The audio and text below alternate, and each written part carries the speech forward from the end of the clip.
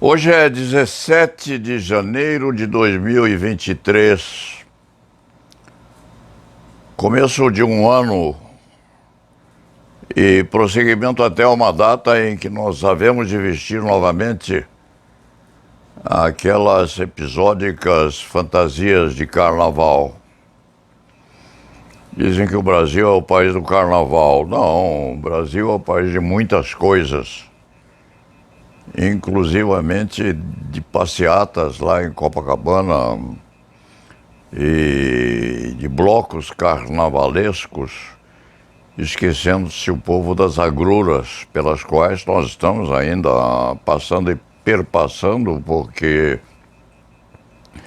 a nação aparentemente parou.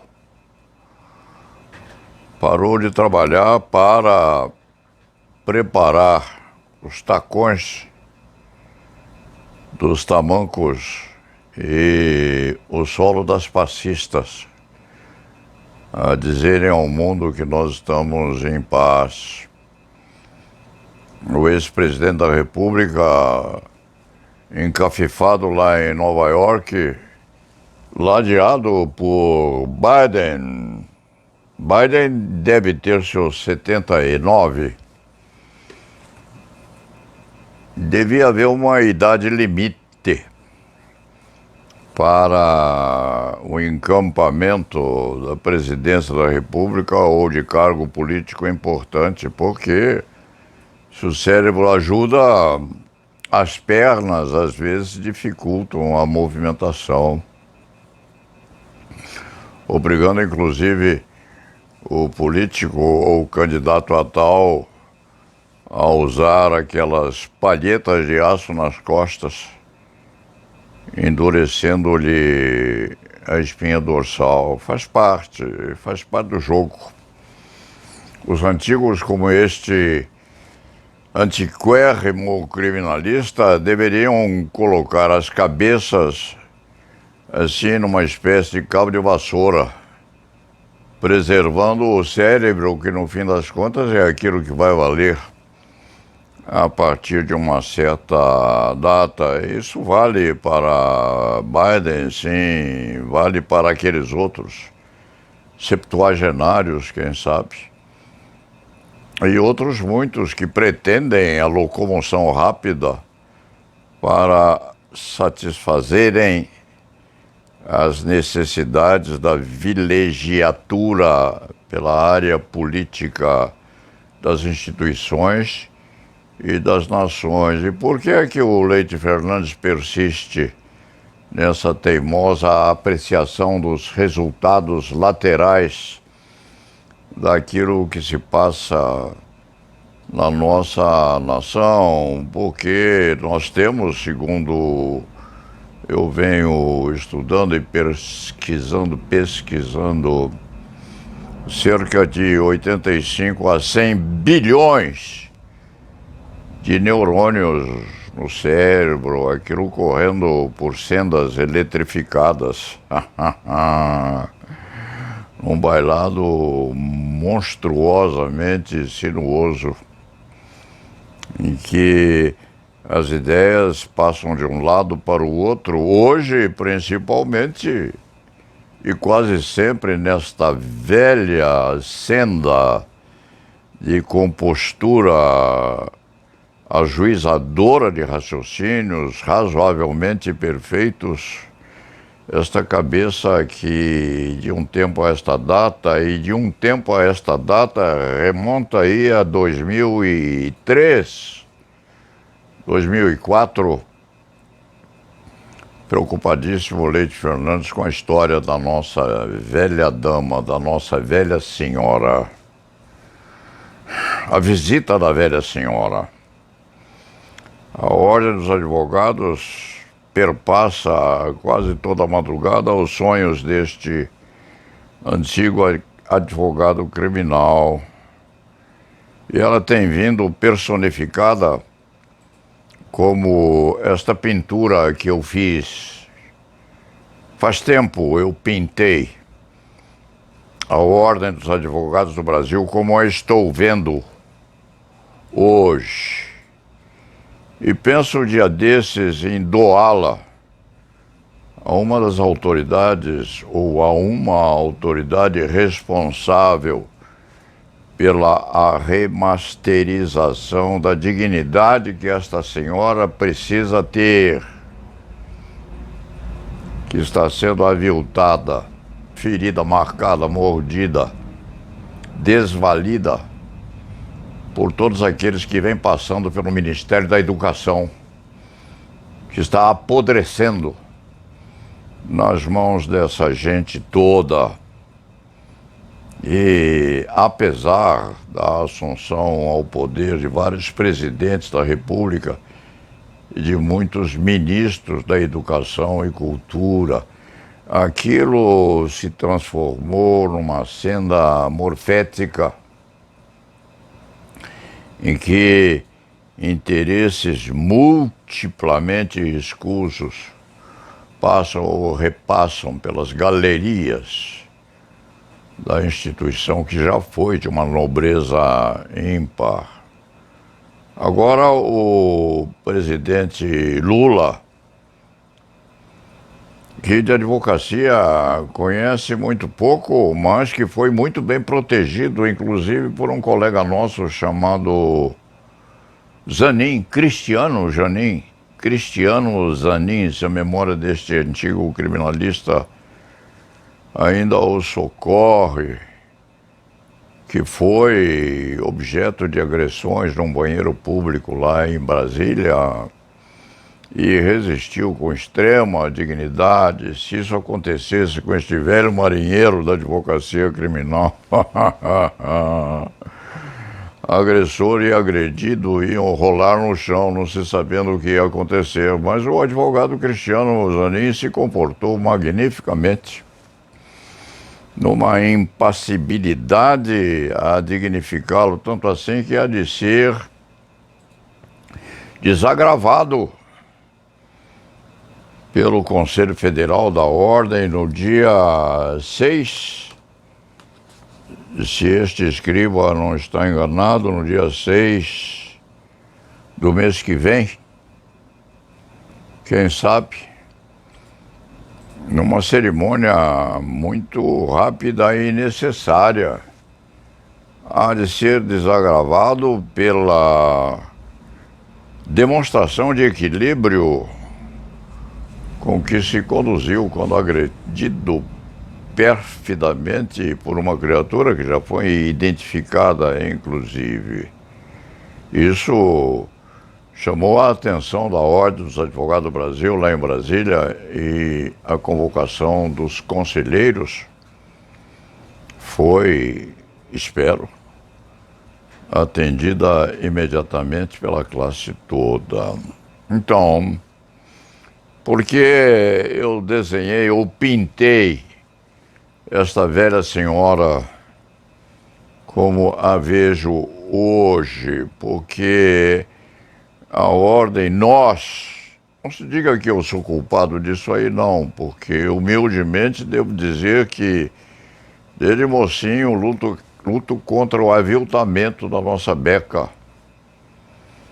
A nossa velha senhora tem sido muito leniente e os nossos esforços pelo impedimento ao apodrecimento dos caminhos levando à instituição têm sido extremamente moderados, uma resistência ali, uma desobediência ali a intentos menos legítimos de terceiros interessados, mas foi só.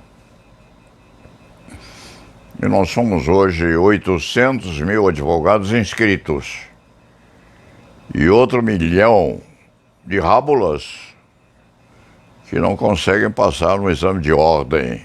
Última resistência à deteriorização do ensino jurídico no país.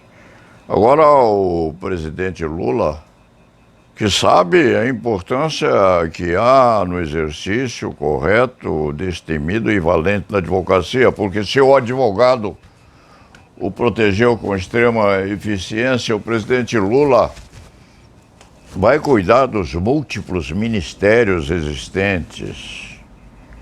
Nós vamos ter já ministério até de aperfeiçoamento de curso de corte e costura para donzelas menos postas no amadurecimento social. Vamos ter isso já, mas há ministérios remanescentes. Um deles é o da educação, que está a se desfazer como uma geleia esquecida nos armários de um cozinheiro qualquer. Aquilo vai muito mal, gente. Aqueles escaninhos foram mirtificados nesses últimos tempos por muitos ministros e funcionários graduados até, que mexeram naquilo tudo com uma colher cheia de buracos causados pelas tempestades, inclusive econômicas, que passaram por lá. E o presidente Lula, Luiz Inácio Lula da Silva, nomeou o engenheiro agrônomo Camilo Santana, ex-governador do Ceará, na condição de ministro da Educação. A saber o que está acontecendo lá dentro, é uma nomeação criteriosa, vinculada à cultura do pretendente ou do escolhido, ou é uma nomeação política porque o eminentíssimo engenheiro agrônomo é ex-governador do Ceará? Porque nomear um ex-governador de um estado da federação para cuidar de alguma instituição ligada à educação superior, inclusivamente ao exercício da advocacia, é preciso que o agrônomo tenha conhecimento, sim, também, daquilo que se passa nos escaninhos dos manuais de direito processual penal, civil, etc. Ou então, supinamente, que seja uma criatura extremamente honesta, limpa, atenta às mazelas existentes lá dentro e disposta a passar um pano com formol naquelas defuntanças da dignidade que ainda remanescem no Ministério da Educação, o presidente Lula. Este velho advogado criminal, quem sabe, é o decano. Dizem por aí que eu sou o decano da advocacia criminal brasileira. Não, eu tenho 87 anos e quase 70 anos de advocacia criminal. Mas deve haver alguém melhor que eu, mais lúcido do que eu, embora as minhas mãos ainda estejam firmes. Eu não tenho Parkinson e não tenho Alzheimer ainda. E não pretendo tê-la. De vez em quando esqueço um ou outro nome de quem deveria lembrar-me. Mas esse esquecimento é para não efetuar um raciocínio desairoso sobre alguém que concorreu para a desmoralização, inclusive, do Ministério da Educação e Cultura ao tempo de Jarbas Passarinho, que foi lá que começou a coisa toda. Para que não digam que as coisas que eu estou dizendo se perderão no ecrã ou no éter da internet, eu fiz um texto escrito desta vez com a possível imaculabilidade, porque acabo de dizer ao meu assistente que uma vírgula a mais ou a menos pode, inclusive, determinar o destino de uma nação ou a consequência de um escrito qualquer. Estou escrevendo isto, advogados e advogadas do Brasil. O que fizeram conosco? Ou ainda uma visita à velha senhora. A visita à velha senhora, a Ordem dos Advogados do Brasil, é uma velha senhora antiga. Eu pinto mal, não uso bem os pincéis, ninguém ensinou, sou um curioso nisto aqui, mas eu creio que no meu sonambulismo consegui pintar a OAB como uma senhora necessitada, assim, de um auxílio muito grande daqueles de nós que, inclusive, estão preocupados com a senectude e com a paralisia a atacar os membros desta velha feiticeira que está por aí. Eu pintei isto aqui, sim, e vou mandar de presente a alguém. Vou escolher ainda o destinatário desta pintura. E vou mandar isto encaixotado, bem posto, a fim de que o escolhido ou pendure na parede do seu ministério, ou jogue fora, ou devolva, ou finge que a mercadoria se desviou no meio do caminho, mas de qualquer forma, esta velha senhora vai sendo posta aqui nesta eventual positivação do ideário que as minhas sinapses forjaram enquanto talvez eu estivesse a dormitar. Então, este texto eu vou colocar aqui. Mandei o texto, inclusive, ao jornal Estado de São Paulo. Eu já escrevi lá, anos atrás, e me recebiam lá com muita dignidade em razão daquilo que eu significava, até mesmo no recinto sagrado da Ordem dos Advogados do Brasil. E mandei o texto, sem pedir. Se for adequado, aquilo que este antigo jornal que o Brasil tem considere relevante para que o Brasil atente para as circunstâncias, se considerarem isto adequado àqueles outros artigos que são postos nesse órgão de imprensa prestigiado, que o façam. Se não quiserem publicar, não precisam sequer devolvê-lo. Não me ponham isso em cartas do leitor, porque, embora respeitabilíssimo o teor daquele distinto repositório do jornal, não é correspondente ao esforço que eu fiz para escrever alguma coisa muito bem posta, com um começo meio... Enfim, devolvam. Façam de conta que não o receberam. Ou publiquem. Não é um pedido, é uma remessa. De alguém que acha importante dizer isto que está dito e de chamar a atenção do povo para a nomeação de Camilo Santana, um respeitabilíssimo engenheiro agrônomo, a ministro da Educação do nosso país. O doutor Camilo eu não conheço. Deve ser classificado e nobilitado para exercitar esse ministério. Mas fica sabendo, Camilo, que você vai sentar no Ministério da Educação com a companhia de 800 mil advogados periliclitando. Periliclitar é uma expressão muito difícil que eu não consigo repetir. Outro que o faça. Mas são 800 mil colegas sofrendo lá dentro e mais 1 milhão de rábulas pretendendo ocupar e vestir a beca de advogado sem o conseguir. 1 milhão não o consegue.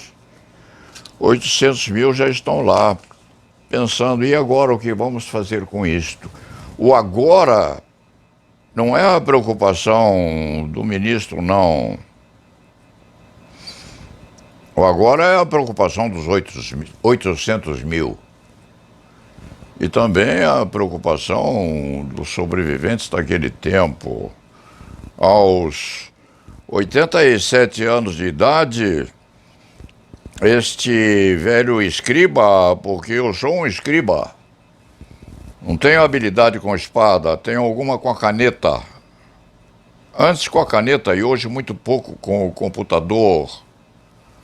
O escriba já foi o arauto do imperador, aquele escriturário que ficava no Velho Egito sentado à beira do trono daquele que mandava. E que ao tempo da ditadura, em 1967, 73, escreveu um discurso a Cid Vieira de Souza, que Cid disse o discurso. Aquela peroração tem na minha cabeça ainda um pedaço guardado que o Cid falou com a voz embargada durante a ditadura. Como dizia aquele pedaço: do alto deste edifício, no 6º andar, ao lado da Igreja da Sé, ouço bater o carrilhão todos os dias, às 12 às 18 horas. E disse Cid, eu escrevi para ele. Eu vou fazer de conta que não é comigo. E disse Cid, do alto daquela sala, naquele 6º andar, todos os dias, às 12 e às 18 horas, ouço bater o carrilhão da Sé. E o leve som desafinado de um sino só me lembra todos os dias, às 12 e às 18 horas, o tempo faltante para a redemocratização do meu país. Cid disse isso e nós tivemos que escondê-lo depois. E eu não pude dizer, prendam a mim porque fui eu que escrevi. Mas eu o diria se me deixassem. Então, hoje nós somos os escribas que dizem as coisas assim e consigo dizê-las. E conseguem dizê-las. Por isso eu mandei esse artigo escrito ao jornal Estadão, que se não o publicar, eu o publico no meu site. Não dá na mesma, porque é um escrito pequenino e não atinge a um pedaço da população nacional. Mas vai o recado aqui ao presidente Luiz Inácio Lula da Silva. Eu votei nele. E vai escrito aqui para que o nosso ministro da Educação leve em consideração estas palavras que não são longas, são curtas, mas são muito admonitórias, no sentido de que sonhe com os 800 mil que nós somos e com 1 milhão que não conseguem ser. Aqui a ver o que a velha senhora vai fazer conosco. Por enquanto, o quadro fica comigo. Dia desses, eu destino a quem o merecer. Ela Naveval.